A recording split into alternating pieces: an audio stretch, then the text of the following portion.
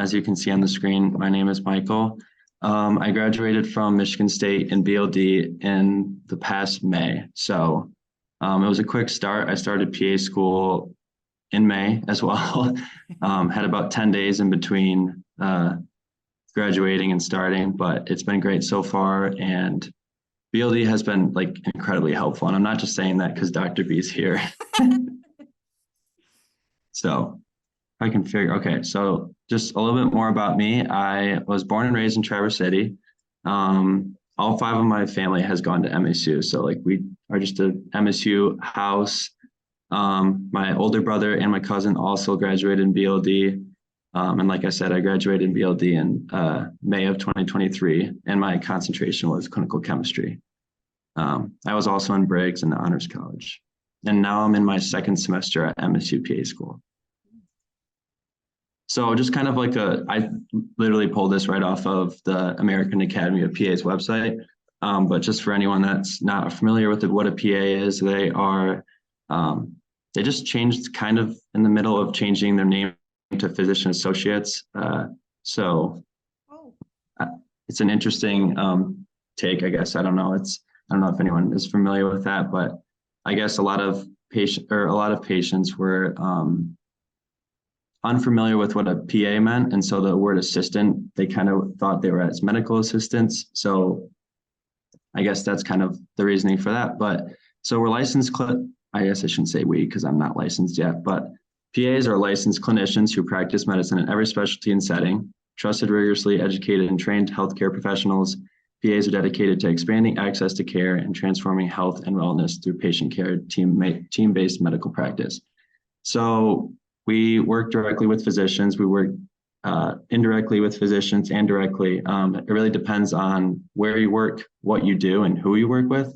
So different specialties, like you can work as a kind of a PA in surgery, and you're not going to be doing your own surgeries, but you'd be doing like assistant with them. So like a first assist in kind of the bigger surgeries. And you can do procedures that, are not as complicated. You have your own patients, but you can also, collaborate and talk with physicians on harder cases. So it is kind of a nice balance of having like independency, but also like being able to rely on the expertise as the physicians when it's needed. But the biggest thing about being a PA is like it's a huge like team-based thing, and so like the patients is always the most important thing, and you're kind of just working as a team with every part of the medical field, including the laboratory professionals, the nurses, the respiratory techs, and the physicians. So to get to PA school, you have to have a bachelor's degree, and just some common prerequisites, just in case anyone is unfamiliar. You typically have to take physio, anatomy with a lab, micro with a lab. The human development and studies class is kind of like starting from like when you're born all the way up until, elderly, like just how you develop relationships, how like you interact with others. And then the other ones that are like, let's say plus or minus, are just ones that like some schools require, some schools don't. So I included it on there just to be transparent. But biochemistry, like Michigan State, requires some do statistics, calculus, algebra, genetics, pathophysiology, which for BLD, mechanism of disease counts as that, and then chemistry and biology. And just to note, for some of these, like chemistry, biology, algebra, calculus, I took a few AP classes in high school and got credit, so I didn't take like bio in college. And there are some programs that do not take undergrad or AP biology credit. So keep that in mind. If you have any programs that you're like, really want to go to, you might have to take bio for that, which is a little bit annoying because you take all these upper level bio courses, but they don't count you taking undergrad or like the lower level bio. But it's pretty competitive for GPA. So always like keeping up GPA is good. There's this thing called the graduate record examination, the GRE.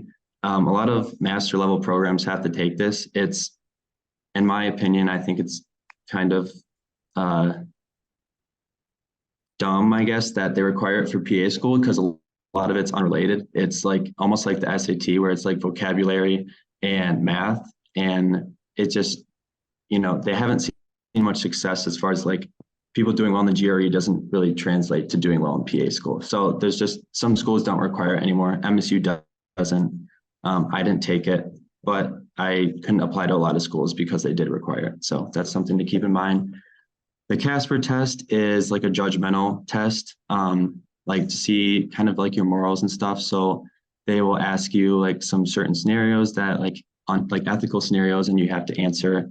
The biggest thing with that is just practicing, but also like you never want to take one side. You kind of want to acknowledge both sides, be neutral, and just I guess be neutral and kind of like acknowledge everyone. So along with like the school extra requirements, you have typically for the biggest difference between getting into PA school and med school. Med school, you have like the MCAT, but for PA school, they rely a lot more on clinical hours. So that's something that's really important to do if you're considering is starting to find somewhere to work as clinical hours.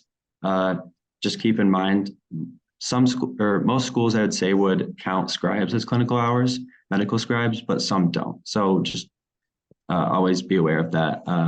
Volunteering is not like required, but as you can imagine, it's really good. It shows that like you're passionate about helping other people, which is exactly what a PA does. So that's good to do.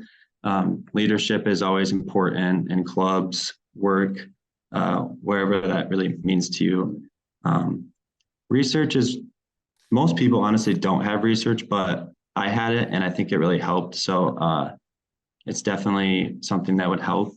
And then shadowing PAs and even like physicians, because by shadowing physicians, you still get an idea of what the medical field is like. And then you also might learn that you like being a PA better. So that's important as well. So I included this picture just to be transparent. This is pretty accurate as far as what PA school is like. It's, ever heard of it's like drinking out of a fire hose, but it's doable.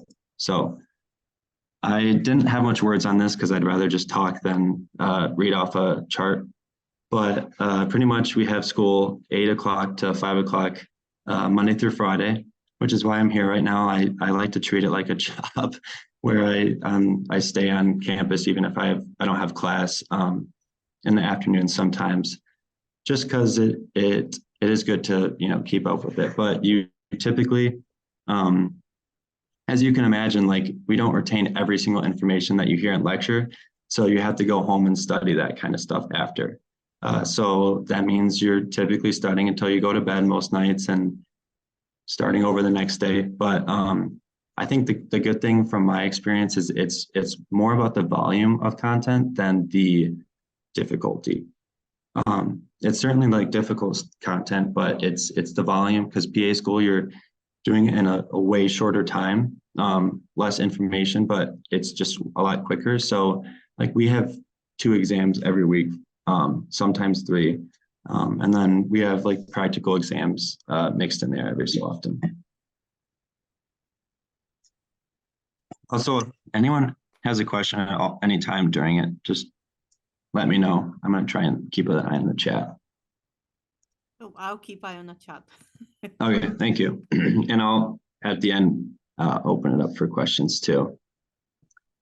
So I guess I should talk a little bit more about class than just this. Some of the classes we take, so the first semester we took anatomy, pathophysiology, and then so those classes were just in the first semester, but these next 3 classes are pretty much throughout the whole entire program. So we have a medicine course where you learn about all the different systems. So we started off with HENT, or HEENT. So your head, eyes, ears, nose, throat. So like really any diseases that could go with that kind of stuff was a class. And then you have a procedures and diagnostics course that goes along with that. So that's where your lab values come along. That's where your imaging, where your procedures that you do. And then you have a physical examination course. So like, looking at someone's eye or looking in their ear, all that kind of stuff. And then, so this semester, We're doing microbiology, pharmacology, genetics, medicine course, which was pulmonary, medical history and documentation, physical examination, and then procedures and diagnostics. So we have seven classes right now. So this is by far the toughest semester of didactic PA school. Typically, most programs, your first two are hard. And then, yeah, I guess I won't get too far ahead. So why PA? This is always a good question if you are interviewing anytime soon or thinking about interviewing. But PA is like a great career because you're helping others, you're taking care of patients. Medicine is cool. Like anyone that goes into medicine is, I think we're all nerds. I'm a nerd. Like it's fun stuff to diagnose and treat, and that's where the BLD background is actually like so amazing. And I'll talk about that later. But like everything that we order as PAs is typically a lot of stuff we've already learned in BLD. So like coming into PA school, I already like for our gastroenterology unit, we're learning about like liver disorders, and like through clinical chemistry class, we learned what AST, ALT, and ALP is. And it helped me so much compared to my other classmates, just having that background of what do labs mean. So as PAs, you can diagnose, treat, manage your own patients. That you definitely do that with physicians too, but you also have your own patients. So lateral mobility, this is something that is unique to PA. You can technically switch if you're a physician, but in order to switch specialties, you have to go through residency again. And residency is at the minimum 3 years. So it's not common to switch specialties as a physician. So this is a really big thing that a lot of PAs enjoy. So basically you could go from working family medicine, for 5-10 years, and maybe it's not working for you anymore and you want to go work in the emergency room, or you want to work in cardiology. Because we're trained as generalists, we're able, and we have to be recertified as generalists. You pretty much have to keep up with all of your knowledge in every area. And so you're able to switch specialties, and that's a really positive part. So also shorter programs. Generally, PA schools are about 30 months. The range I've seen is from 24 to 33. So it's about 2 to 2.5 years. Michigan State is 27, I believe. So that means we have 15 months of didactic, like schoolwork, and then Michigan State's program is 12 months of clinical. So we started in May. You go from May all the way until August, and then not like last August, like a whole year around, and then August. So 15 months, and then you go out into clinical. So you go, family medicine, dermatology, emergency medicine, and you rotate. And so you're really almost working at that point. So it is a lot quicker program, and you don't have residency. So that's always a positive. And then it's patient-centered and team-based care. So like I said, the patient is always the most important. And that's really what matters, but you work on a team. So physicians, you directly, talk, collaborate with the PAs, collaborate with the physicians on cases. You assist in surgery. You have your own patients, and maybe you want to bounce ideas off of them. So some people they don't want to. They want to have their own kind of thing, and that's totally fine. That's just pros and cons, I guess. And this is just a little fun rankings. So US News ranks the best jobs in America. I guess I don't really know how they do it, but PA is always up there as one of the best. And yeah, I will also talk about NP. So NP, a nurse practitioner, fairly similar. So the difference there is that you have to go get a nursing degree first to become an NP. So like for me, that wouldn't have made sense if I'm already in a major, like I would have to go back to get my nursing and then be an NP. So that's the difference as far as like undergrad stuff. And then like, you get taught in a different model, I guess. So the nursing model is different than the medical model. And typically, I'm pretty sure this is right. NPs do not, or like they will like specialize in one setting. So they typically work in one area, and that I believe their whatever school they go to is like their education is focused on the area. Whereas like we're not like specialized yet. So they're pretty much do most of the same stuff. Pays the same, and they're actually technically number one here. So just in case you're a nursing major, but yeah. So I already kind of talked about this a little bit, but yeah, BLD has been like incredibly helpful. Like I said, understanding lab values. So that's like obviously a big part, but also like I feel like we get a lot of like cellular physiology and pathophysiology in BLD because you have to understand it to know what the tests actually mean. So I'll just give a few examples. So like I said, for clinical chemistry and advanced clinical chemistry, that's like everything that a lot of the things you order as a PA and a physician, and like knowing what that means is really helpful. But also like our like medical microbiology. I'm taking medical microbiology right now, and I was just studying with my friends maybe like 30 minutes ago, and I was using the slides from Dr. Downs to help me in this class. Like it's really helpful to have that kind of stuff.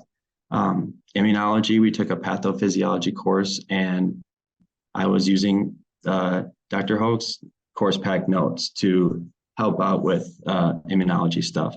So as much as sometimes when you're going through school, you're like, oh, why does this matter? It does. Like it's all relevant. Like it's very clinical application. I think that's one of the biggest differences with BLD is that like it is super clinical application based. And so like everything that you're learning has an application if you end up going to PA school or whatever. Even molecular diagnostics, like in my genetics class, we're learning about like Sanger sequencing and FISH and all those kind of molecular tests that you can do to like diagnose genetic diseases. And so it's been really helpful. But yeah, I guess I'll kind of open up to questions at this point because I can keep talking about the program and what I did in undergrad. I guess it depends on where people want to take it from here. Is there anybody could have question? Either you can type it or you can turn on microphone and speak. And I can keep talking too if you want me to just talk more about the program or talk more about my undergrad experience. If nobody have a question, I have a question. Or anybody interrupt me. I have a few questions. Somebody wanted me to ask for them. Oh, hang on. Somebody said. Oh, now people Okay. typing. You read it because I think 2%. All right. So the first one, what do you think are some good things to bring to a PA school application? So, like I said, PA school is like extremely competitive now. The numbers have just increased so much. So really trying to get a good GPA. Volunteering is always really good. And I think leadership too. I know with MSU's program, we get, I think there was 1,300 applicants and there's 36 spots. So like, that's a lot of spots or applicants for the spots. But, you know, most people that are applying are going to have good GPAs. So a way to differentiate yourself is what you're doing outside of just the school stuff. Because like, if you can do a leadership position and volunteering and working and all that stuff while you're getting a good GPA, they show that you can time manage. They show that you care about other things outside of just getting good grades. So that stuff's all important. And so really anything you've ever done, like even if volunteering at like at a soccer camp or like just anything that shows that you're a wide applicant or diverse applicant as far as like your experiences is something that's really good. I think being a BLD major is also helpful because you just have a different perspective of everything. It's a unique major as far as like, you know, just the classes you take and the level of understanding you have to know for some of those cellular and stuff. I hope that kind of answers that question. I don't think there's like a one like way to get into PA school though. Like as long as you're doing other stuff outside of school while getting a good GPA, but definitely also get clinical hours. So PA, most of my classmates are probably like 24, 25 because they took about 1 or 2 gap years, because you have to probably try and get around like 1,000 clinical hours, which is about, you know, 2.5 summers of work. So it can be hard if you don't work during school in the summers but yeah, I'll go on to the next one. Can you talk more about your undergrad experience? Yeah, so I'm guessing as far as like extracurricular stuff, probably. So sophomore year, I got involved into research in ITSB.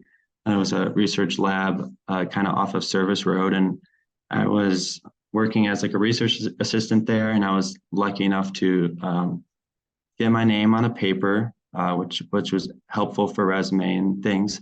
I also was a treasurer for Project Sunshine, which this was this club on in MSU that was like a national chapter, but we went on to like make activity kits and shadow or like Zoom with pediatric patients. So the whole like point of the club was to basically make like long-term pediatric patients their lives better. Like when you're stuck in a hospital and you're young, you're a kid, like you don't get that play that like you need as a kid. And so we would put on events and activities to help with that, because there's a few studies that show that like kids playing helps like decrease inflammation and improve like overall like health improvement.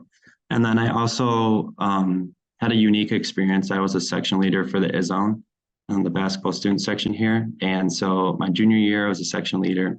And then my senior year, I took on more leadership within that. I ran the social media for the IZone.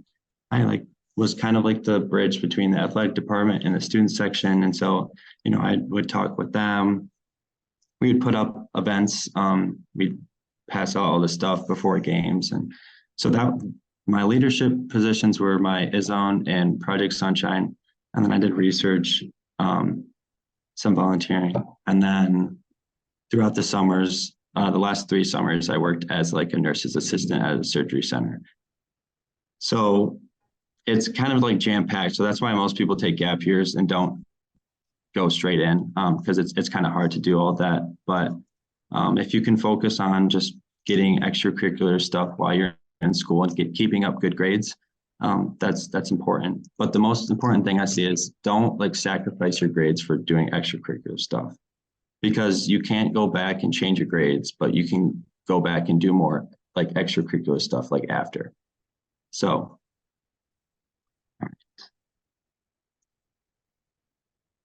study method that you find to be most effective, or does your study method differ from class to class?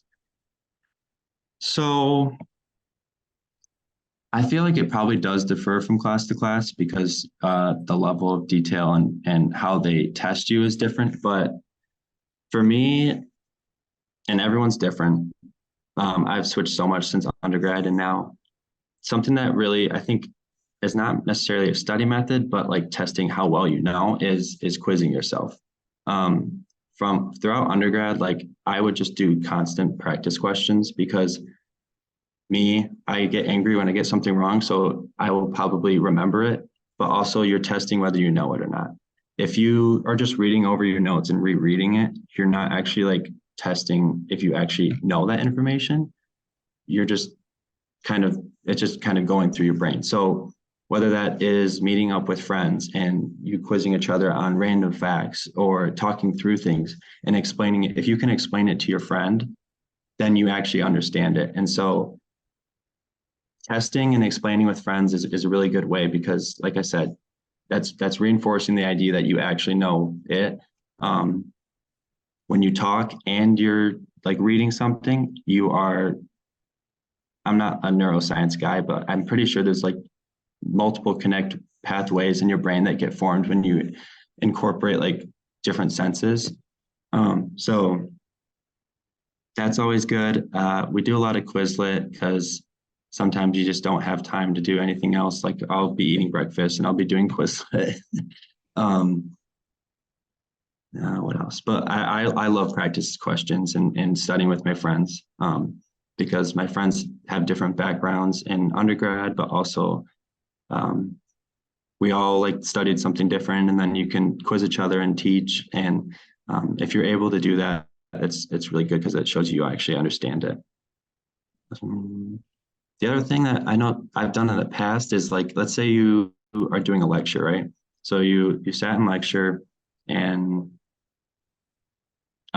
sometimes I'll just read the lecture over again, but another thing is to like summarize what you learned. And if you can summarize like in a 1-page, the big topics, that shows that, you know, what you learned that day, and then testing that over again. I actually used Anki too. I don't know if anyone's familiar with Anki. It's pretty common in med school.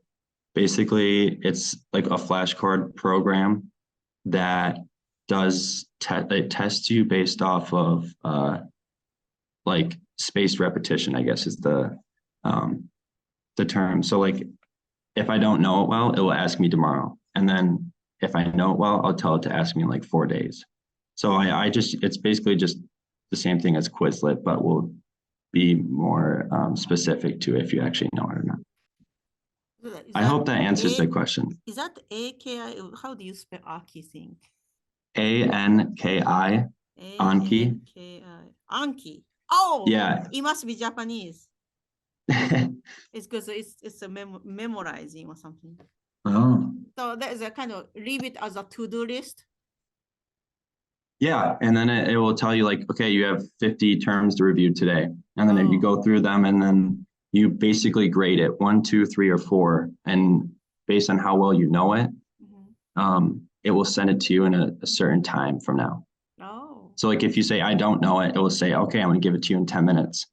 And if you say, I really know it, then I'll give it to you in a day or 4 days. And then see if you still can explain. Or yeah. Something. Oh, and it's amazing because it's all about spaced repetition. And there's so much studies that show that that is the best way to retain information, I guess.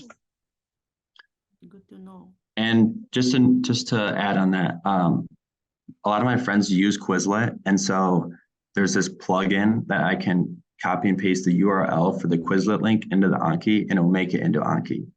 So it's nice because then I don't have to like make my own. And if you find a Quizlet on it, you can still use it in Anki. All right. I hope that answered that question. What do you do to make sure your mental health stays good? How much time do you dedicate to personal time each week? Yeah, so this is a huge daily thing to, yeah, it's a big topic. PA school, med school, even undergrad, it's a lot to take on, especially when you just feel like you don't have time to even do all the studying and lectures, but it's always important to take some time for you. I'm probably not the best at this. To be honest, I probably dedicate not much time to myself, but one thing that helps me is studying with my friends. You know, I don't get to go out or just do fun stuff with my friends as much, but I'm studying with them, and that is still social. Like that still like satisfies my social part of me. So that's like one way that I like to do. I'm a big meditator. If you guys don't meditate, try it out. I know some people, whatever, but that helps me kind of relax and calm.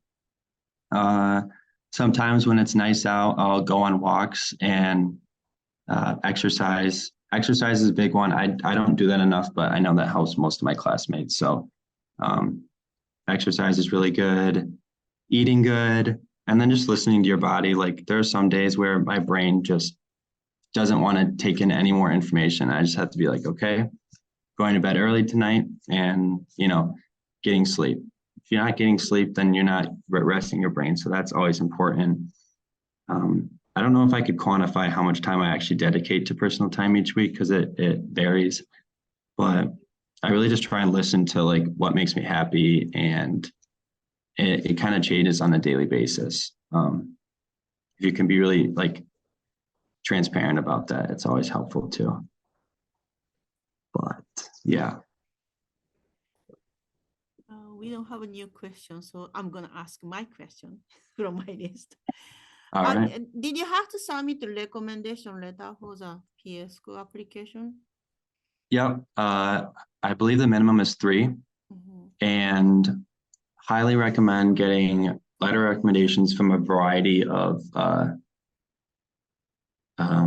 recommenders, I guess. I don't know what the word is. So like for me, I got one from a professor. I got one from my job manager. So you're like the nurse manager. And then I got one from the principal investigator for the lab I worked at. So at Michigan State. So the PI. So getting it from a variety of people that actually know you, that can speak upon you, your skills, and who you are as a person is important. So I guess having those extra activity will connect you to getting good letter.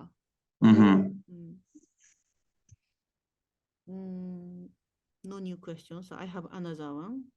Did you have interview for this PS school? Yeah. So, once you apply, they send you they don't send everyone an interview date, but they'll send you an interview, and then most of them are honestly online. I think now, just with COVID, and like people traveling across country to interview places, they just kind of started doing everything online. So it's typically like 30 minutes. And from my experience, the people that are interviewing you do not know anything about you when they start.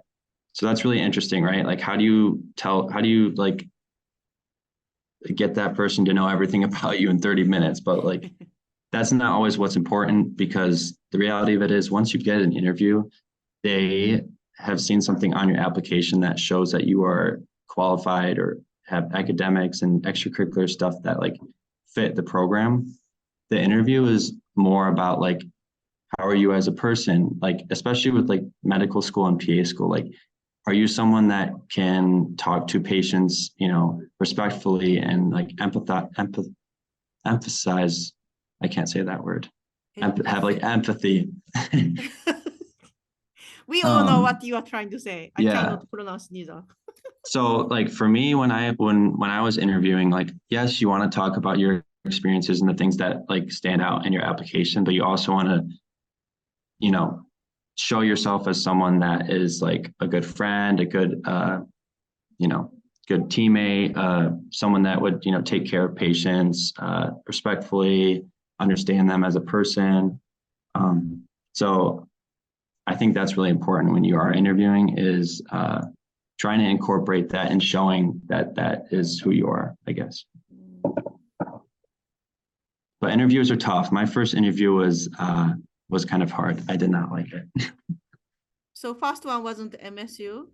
Or you had multiple with the so basically you did the first one as a practice for MSU. So yeah.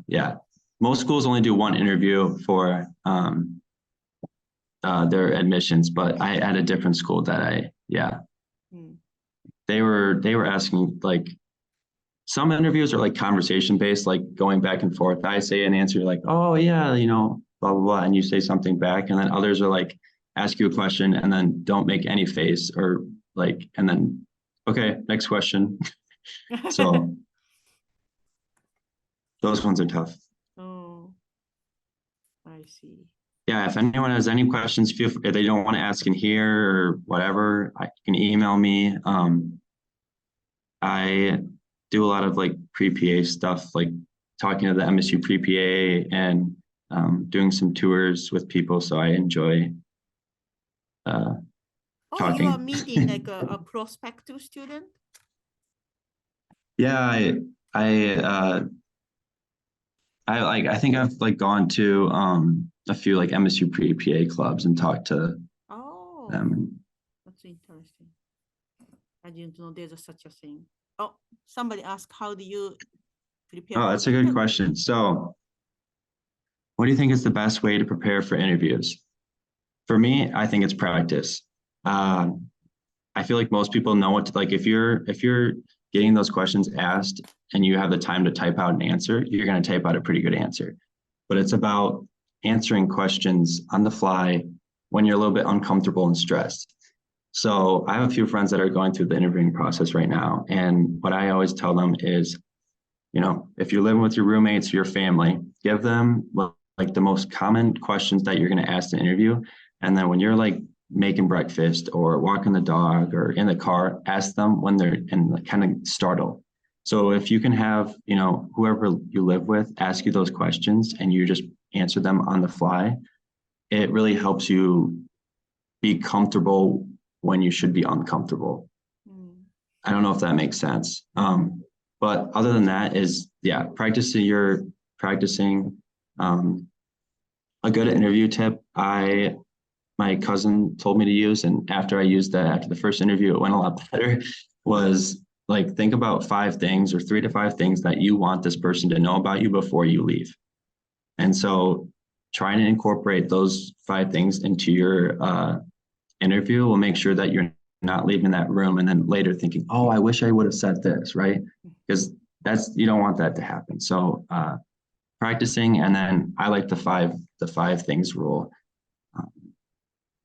I also, like, when I was practicing for interviews, I like looked up most common PA school questions, and then I typed in Quizlet, and then I would just hit next. And I would have the question, I would answer it, and then next, and I would just verbally say it out loud. So repetition.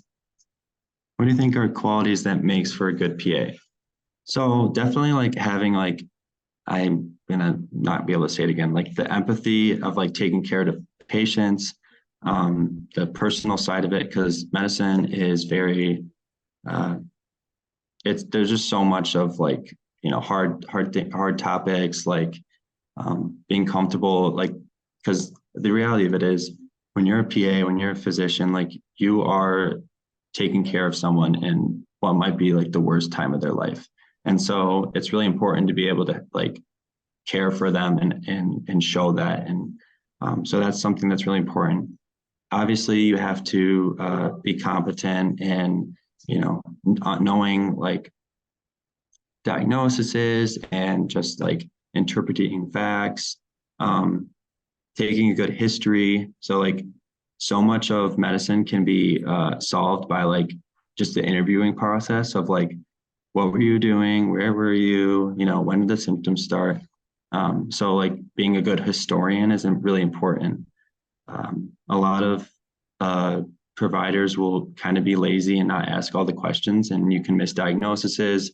It's not as thorough, and also when you're taking notes and charting, if you're not taking really good notes, you could put yourself in like legal issues too, because at the end of the day, like what you wrote down in the computer and the electronic medical record is what holds up in court. Like if you did something but didn't chart it, you didn't do it. So I think there's a lot of things, but yeah, just having that patient connection, you know, learning, always liking to learn. Like I love learning, otherwise I wouldn't be here. And so like throughout your career, you're going to have to research up on new antibiotics or new drugs and look at studies, because it is constantly changing, as we know. Like what was the treatment for this one thing 10 years ago is now completely different. So yeah.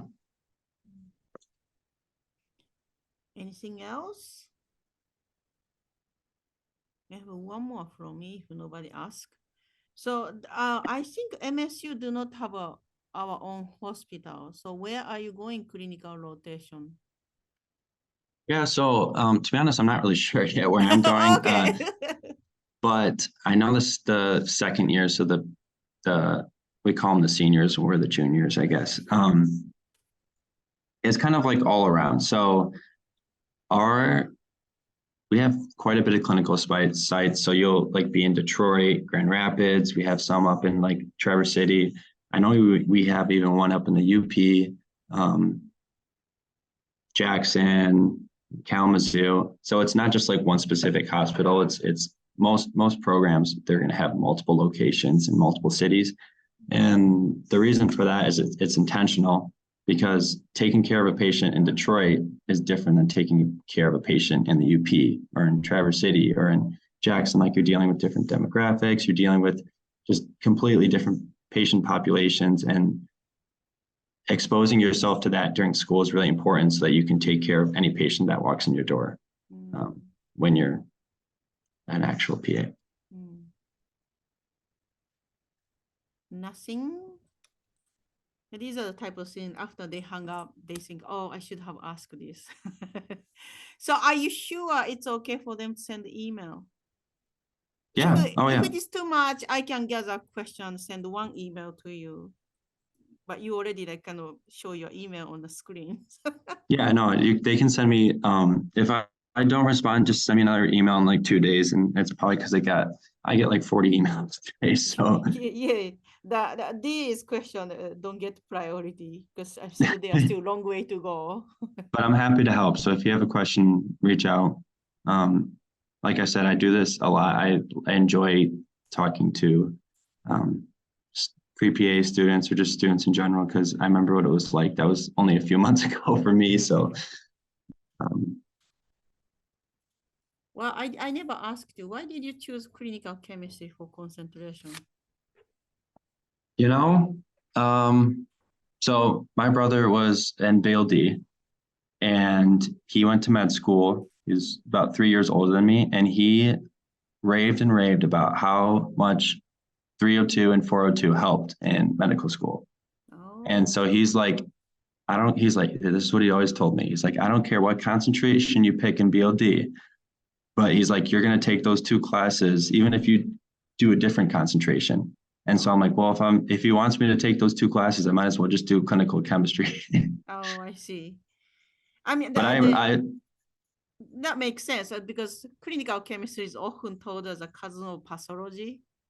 Yeah, I see. But I totally agree with him. Like the lab values and interpreting that has been really helpful. I've actually had so many classmates, like multiple classmates, be like, I'm so jealous of your major in the classes you took. Oh. So.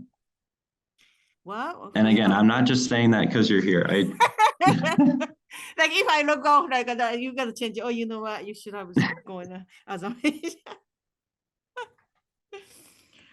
Well, I think that. Right, so keep your notes if you're planning on going to school after. Oh, that's a good idea. Because I usually tell them like don't toss into the campfire until you finish a final exam, but it's a good to know. I have all my notes in OneNote, so it's all like digitalized, which has been nice because I can just search up anything and then remember, oh yeah, I remember learning about that, and then it kind of clicks back in. Oh, somebody. Oh, Tamara is. Yes, you keep your note even after you graduate. Anything else? I cannot keep him hostage here forever. So, because he has to go back to studying and take care of himself too. If you guys don't have any new question, I will let him go and go back to studying. Are you okay with that? Yeah. Okay. Well, thank you for having me. Taking time. No, I'm really appreciate that you taking this time. We had good attendance, but there are multiple students already told me I need to see recording later, so they might send you email. Yeah, feel free. Like I said, if I don't see your email like 2 to 3 days, then send me a hey, what happened to my email. And I'll get back to it. But yeah, feel free you can give them the other students my email too, and the recording that works. Okay. Thank you very much. And if everything goes as last year, I will see you in your class.